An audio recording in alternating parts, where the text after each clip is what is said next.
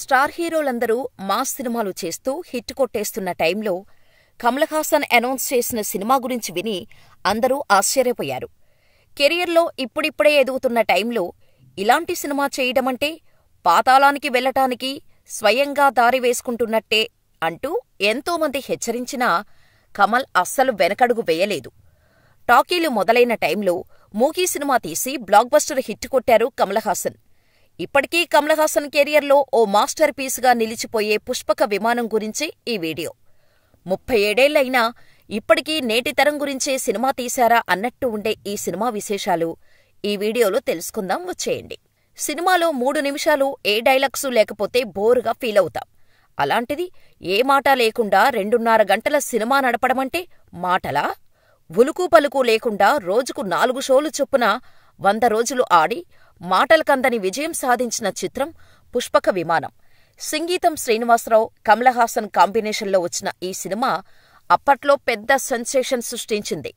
టాకీలు మొదలయ్యాక మూకీలు ఎవరు చూస్తారు? Cinema utter flop అయిపోతుందని అంతా అనుకున్నారు. కాని సంగీతం అంటేనే సినీ శాస్త్రవేత్త. ప్రయోగాలు చేస్తూ విజయాలు సాధించేవారు. మనిషికి మాట ఉంది. అయినప్పటికీ అతడు ఎక్కడా లేని కమ్యూనికేషన్ ప్రాబ్లమ్స్తో బాధపడుతుంటాడు. చెప్పాల్సినవి చెప్పడు, చెప్పకూడనివి చెబుతాడు. చెప్పేది సరిగా చెప్పడు, సరిగా చెప్పినా పూర్తిగా చెప్పడు. ఇన్ని సమస్యలేలా అసలు మాటనే తీసేస్తే? అలాంటి ఆలోచనే దర్శకుడు సంగీతం శ్రీనివాసరావుకు వచ్చింది. టాకీలు మొదలయ్యి మాటలు, ఆటలు, పాటలు కొనసాగుతూ సినిమా మాధ్యమం పూర్తిస్థాయి అభివృద్ధి చెందాక తిరిగి దానిని వెనక్కు తీసుకెళ్తూ మళ్లీ మూకీ సినిమా తీయాలనే ఆలోచన రావటం విడ్డూరం, విచిత్రం. కాని దర్శకుడు సంగీతం శ్రీనివాసరావు పట్టుపట్టారు. తీయాల్సిందే అని కమల్ హాసన్తో జట్టు కట్టారు. ఆ విధంగా తయారైందే పుష్పక విమానం. అసలు డైలాగులే లేని ఈ 2 గంటల సినిమాలో చక్కని కథ ఉంది, ప్రేమ ఉంది, భావోద్వేగం ఉంది, క్లైమాక్స్ ఉంది. అది చెప్పే ఒక అర్థవంతమైన సందేశం ఉంది. ఇన్ని ఇమిడ్చి ఈ సినిమా తీయటం ఒక్క సంగీతం శ్రీనివాస్కు మాత్రమే చెల్లింది. కథ విషయానికి వస్తే బెంగళూరులో ఉండే నిరుద్యోగి పాత్రలో హీరో కమల్ హాసన్ యాక్ట్ చేశారు. ఈయన పక్కా దురాసవాది. ఎంతలా అంటే తన దగ్గరున్న సింగిల్ కాయిన్ని పైకెగరేసి బిచ్చగాడిని గేలి చేసే రకం. చేతిలో చిల్లి గవ్వ ఉండదు. పొద్దున లేస్తే ఫుల్ టీ కూడా ఆర్డర్ ఇవ్వలేని స్థితిలో ఉంటాడు హీరో. ఇతనికంటే బిచ్చగాడే నయం అనిపించేలా ఉంటాడు. ఆ సమయంలోనే ఇతనికి తాగుబోతేనా డబ్బున్న వ్యక్తి రోడ్డుమీద తప్పతాగి స్పృహలో లేకుండా పడి కనిపిస్తాడు. ఆ శ్రీమంతుడు కేవలం తాగటానికే పుష్పక్ అనే పెద్ద స్టార్ హోటల్లో రూమ్ తీసుకొని ఉంటాడు. ఆ తాళం చెవి అతడి జేబులో ఉంటుంది. కమల్ హాసన్ అది గమనిస్తాడు. వెంటనే శ్రీమంతుణ్ణి మోసుకొని తన రూంకు తీసుకెళ్లి కట్టేస్తాడు. హోటల్ కీతో తానే వెళ్లి రూంలో దిగుతాడు. రూంలో ఉన్న డబ్బును ఖర్చు పెట్టుకుంటూ ఉంటాడు. అక్కడే అతనికి అమల కనిపిస్తుంది. ఇతన్ని నిజంగానే శ్రీమంతుడు అనుకుంటుంది. వాళ్ళిద్దరూ ప్రేమలో పడతారు. కాని రాను రాను కమల్ హాసన్కి ఆ హోటల్ రూమ్ జీవితం విసుగు పుట్టిస్తుంది. అది తనది కాని జీవితం, మోసం వల్ల వచ్చిన జీవితం. అతడిలో మార్పుకు ఆ హోటల్ యజమాని ఒక కారణం. ఆ యజమాని చిన్న టీ స్టాల్ నుంచి కష్టపడి ఎదిగి స్టార్ హోటల్ కట్టే స్థాయికి చేరుకొని ఉంటాడు. అతడు చనిపోతే ఎందరో ఏడుస్తారు. అలా తను కూడా కష్టపడి పైకి రావాలి కదా అనుకుంటాడు. మరో కారణం ఒక బిచ్చగాడు. అతడు రోడ్డుమీద బిచ్చమెత్తుకుంటూ ఉంటాడు. చనిపోతే అతడి శవాన్ని కూడా పట్టించుకోకుండా అతడు దాచుకున్న చిల్లర కోసం కొట్టుకుంటారు జనం. ఎంత డబ్బు దాచుకున్నా ఏమిటి లాభం? మనిషి పోయాక అది పరులపాలే కదా అనే రియలైజేషన్కు వచ్చి చివరకు కమల్ హాసన్ తాను కట్టేసి దాచిన శ్రీమంతుణ్ణి విడిచిపెట్టేస్తాడు. అతడికి సారీ లెటర్ కూడా రాస్తాడు. అతడి డబ్బంతా హోటల్ రూంలోనే ఉంచేసి తిరిగి పాత జీవితానికి వస్తాడు.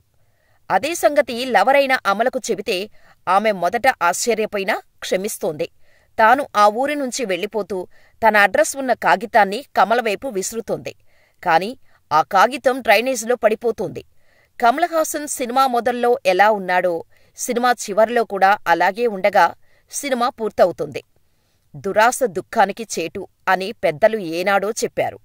పరుల సొమ్ముకు ఆశపడకూడదు అని కూడా చెప్పారు. ఆ రోజులలో నిరుద్యోగం వల్ల అడ్డదారులు తొక్కేనా సరే లగ్జరీలు అనుభవించాలి అని ఆలోచించే యువతను వీపున చరచి వాస్తవంలోకి తీసుకొచ్చిన సినిమాగా పుష్పక విమానాన్ని చెప్పుకోవచ్చు. ఇందులో క్రైమ్ ఎలిమెంట్ కూడా ఉంది. శ్రీమంతుడి భార్య ప్రతాప్ పోతన్తో సంబంధం పెట్టుకుని ఉంటుంది. కనుక ప్రతాప్ పోతన్ శ్రీమంతుణ్ణి చంపటానికి టీను ఆనంద్ను ప్రొఫెషనల్ కిల్లర్గా రంగంలోకి దింపుతాడు. పుష్పక్లో ఫలానా రూంలో ఉన్న మనిషిని చంపమని సుపారీ ఇస్తాడు. కాని వాస్తవంగా ఆ రూంలో శ్రీమంతుడి బదులు కమల్ హాసన్ ఉన్నాడు. ప్రొఫెషనల్ కిల్లర్ నిజంగానే చంపేసి ఉంటే ఎంత ప్రమాదం జరిగి ఉండేది? నిజ జీవితంలో ఇలాంటి సందర్భాల్లో క్రైముకు వీలుంటుందని కూడా దర్శకుడు హెచ్చరిస్తారు. అయితే ఈ కథ ఇంత లోతు కలిగినా కథనం లైటర్గా సాగిపోతోంది. హాస్యరస ప్రధానంగా కథ నడుస్తోంది. ఒక్క మాట వినకుండా, పాట లేకుండా, కేవలం నేపథ్య సంగీతం వింటూ సినిమా చూస్తున్నా బోరు కొట్టకుండా హాయిగా ఉంటుంది. ఇందులో శ్రీమంతుణ్ణి రూంలో కట్టేశాక అతడి టాయిలెట్ని నీట్గా ప్యాక్ చేసి కమల్ హాసన్ బయట పారేస్తుంటాడు. ఆ సన్నివేశాలు బాగా నవ్విస్తాయి. శ్రీమంతుణ్ణి చంపేందుకు సాక్ష్యాధారాలు ఉండకుండా ఐస్ నైఫ్ను వాడుతుంటాడు టీను ఆనంద్. 1985లో ఈ సినిమాను కన్నడలో తీసినా మాటలు లేవు కాబట్టి హాయిగా హిందీ, తెలుగు, తమిళంలో రిలీజ్ చేశారు. కేవలం 24 లక్షలు పెట్టుబడి పెడితే బోలెడన్ని లాభాలు తెచ్చిపెట్టింది ఈ సినిమా. ఎప్పుడైనా బోరు కొడితే తప్పక చూడదగ్గ సినిమా పుష్పక విమానం.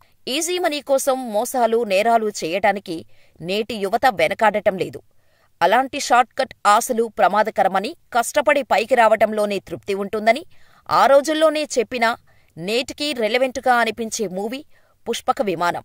ఎందరు కూర్చున్నా పుష్పక విమానంలో మరొకరికి చోటు ఉంటుందని పురాణాలు చెబుతున్నాయి.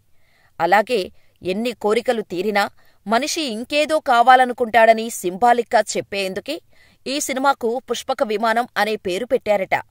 మనిషి మనసులో కోరికలు ఎప్పటికీ ఆగవు అని, అందుకే పుష్పక విమానం అని ఈ సినిమాకు పేరు పెట్టారట. మాటల్లేకుండా కేవలం హావభావాలతోనే ఉండే ఈ సినిమాలో అమలది కూడా కీలక పాత్ర. ఇందులో అమల అందం, అభినయం అందరినీ ఫిదా చేశాయి. అయితే ఈ సినిమాలో ఫస్ట్ చాయిస్ అమల కాదట. దర్శకుడు సింగీతం శ్రీనివాసరావు హీరోయిన్గా ఓ బాలీవుడ్ నటిని అనుకోగా ఆమె హ్యాండ్ ఇవ్వటంతో చివరకు అమలను తీసుకున్నారట. పుష్పక విమానం సినిమా కోసం హీరోయిన్ కోసం సింగీతం వెతుకుతున్న సమయంలో ఆయనకు తెలిసిన వ్యక్తి ఓ అమ్మాయిని సూచించారట. ఆమె హిందీలో కొన్ని సినిమాలు చేసినా ఇంకా విడుదల కాలేదని, ఐరన్ లెగ్ సెంటిమెంటు లేకపోతే ఆమెను తీసుకోవాలని సూచించారట. ఆ అమ్మాయి ఎవరో కాదు, మాధురీ దీక్షిత్. సింగీతం ఆమె మేనేజర్ని సంప్రదించగా మాటల్లేని సినిమాలో మాధురీ నటించదని ఆయన తేల్చి చెప్పేశారట. ఆ తర్వాత ఓ కార్యక్రమంలో అమలని చూసిన సింగీతం ఆ పాత్రకు చక్కగా సరిపోతుందని భావించి ఆమెను సెలెక్ట్ చేశారట. అలా మాధురీ చేజారిన లక్కీ ఛాన్స్ అమలకు దక్కింది. ఇక సినిమా రిలీజ్ అయి ఘన విజయం సాధించింది. కొద్ది రోజుల తర్వాత అసలు విషయం తెలుసుకున్న మాధురీ దీక్షిత్ మంచి అవకాశం పోగొట్టావంటూ మేనేజర్పై మండిపడ్డారట. ఇదండి పుష్పక విమానం సినిమా విశేషాలు. ఇంతకీ ఈ సినిమాను మీరు చూశారో లేదో మాకు కామెంట్ చేసేయండి.